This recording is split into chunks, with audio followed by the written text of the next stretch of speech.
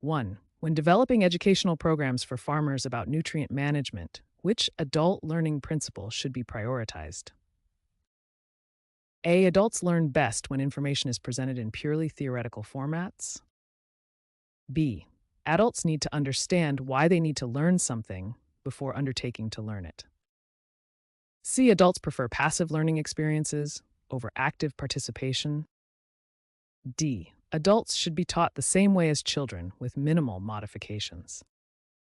2. What is the primary purpose of conducting a needs assessment before developing a crop advisor training curriculum?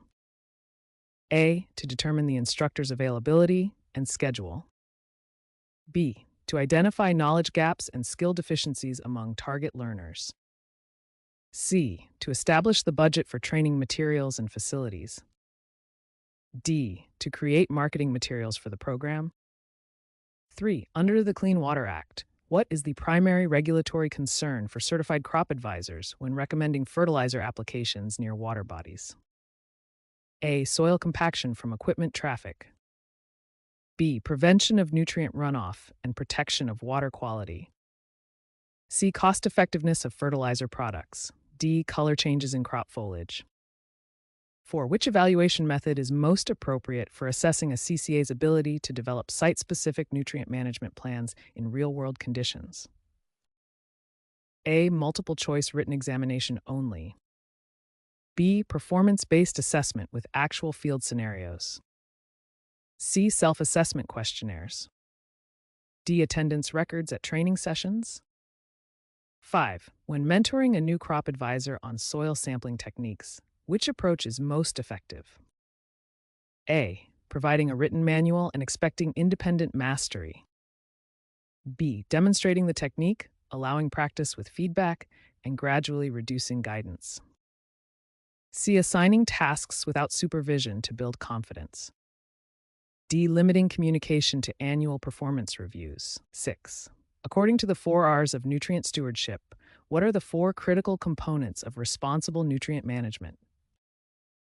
A. Right source, right rate, right time, right place. B. Rotate, reduce, recycle. C. Research, recommend, review, report. D. Risk, rate, return, resilience. 7. In curriculum development for CCA certification programs, what does backward design emphasize? A. Starting with teaching methods before defining objectives. B. Beginning with desired learning outcomes and designing assessments before instruction. C. Reviewing historical teaching practices exclusively. D. Focusing on instructor preferences over learner needs. 8. What is the most critical factor when communicating complex agronomic recommendations to farmers with varying educational backgrounds?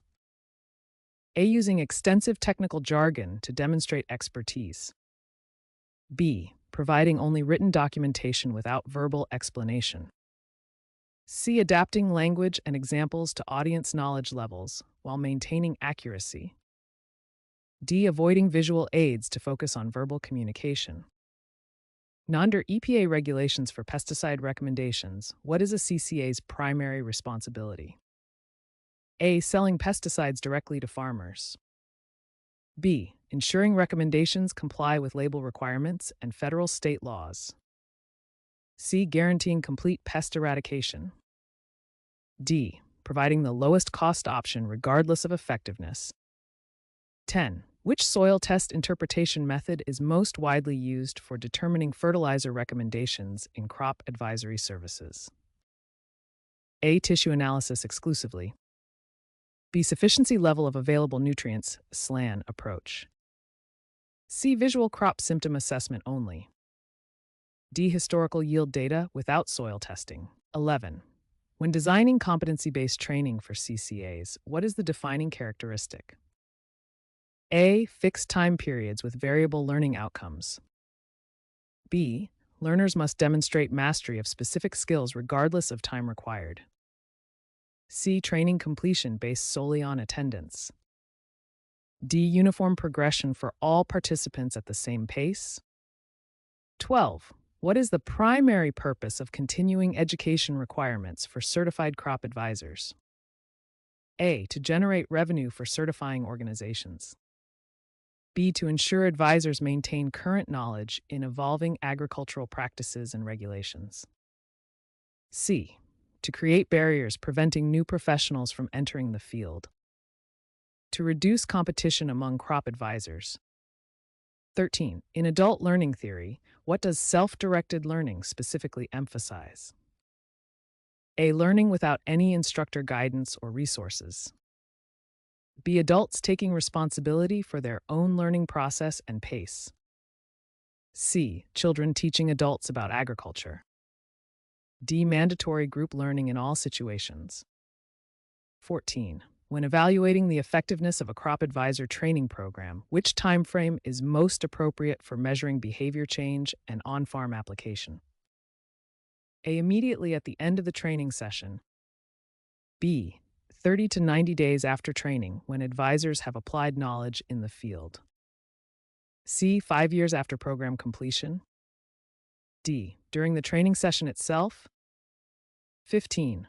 What is the most important consideration when developing recommendations for organic crop production systems? A. Ignoring soil test results since synthetic fertilizers cannot be used. B. Understanding allowable inputs under USDA National Organic Program (NOP) standards. C. Recommending the same practices as conventional systems.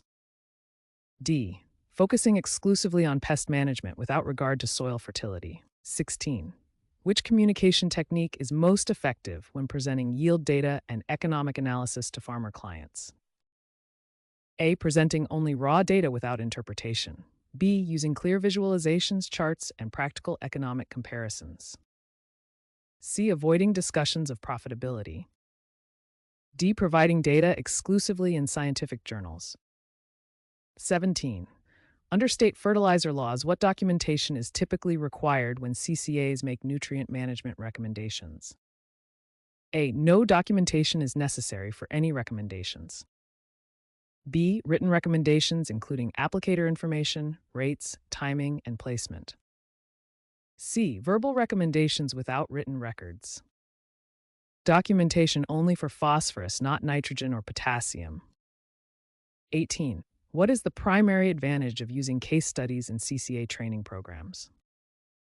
A. They require minimal preparation by instructors. B. They allow learners to apply agronomic principles to realistic farm scenarios. C. They eliminate the need for field experience. D. They are easier to grade than practical assessments. When mentoring CCAs on integrated pest management IPM, which principles should be emphasized first? A. Immediate pesticide application at the first sign of any pest. B. Pest identification and economic threshold determination before treatment. C. Using only organic pesticides regardless of efficacy. D. Ignoring beneficial insects in pest management decisions. 20.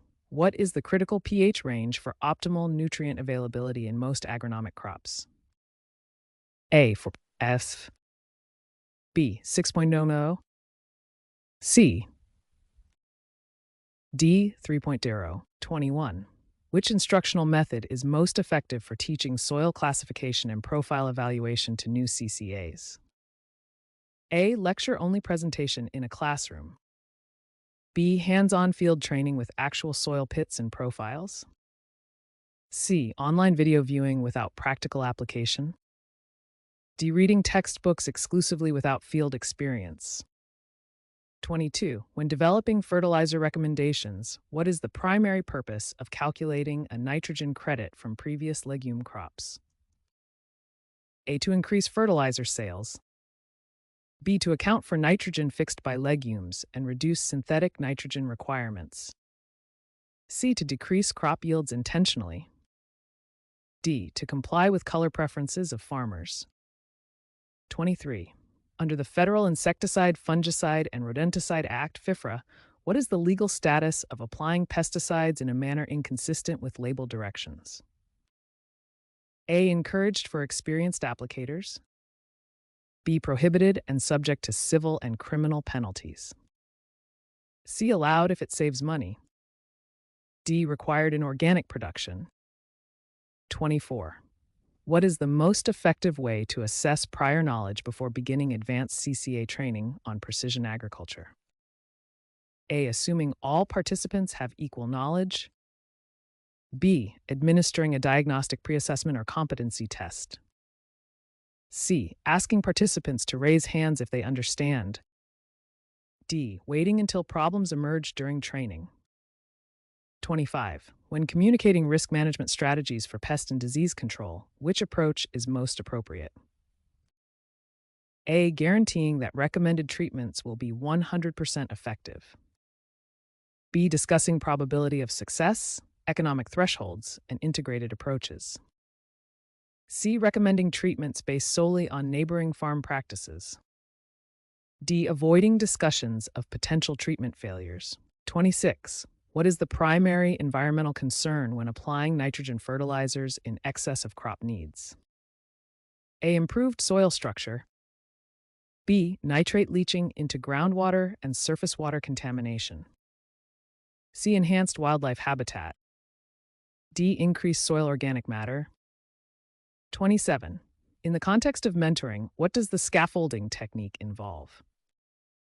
A. Physical construction of agricultural buildings. B. Providing temporary support that is gradually removed as competency increases. C. Permanent assistance without fostering independence. D. Avoiding all assistance to force self-reliance. 28. Which method is most appropriate for evaluating a CCA's ability to interpret soil test reports and make fertilizer recommendations? A. Multiple choice questions only. B. Performance tasks using actual soil test data and requiring complete recommendation reports. C. True-false questions exclusively. D. Attendance at a soil fertility lecture.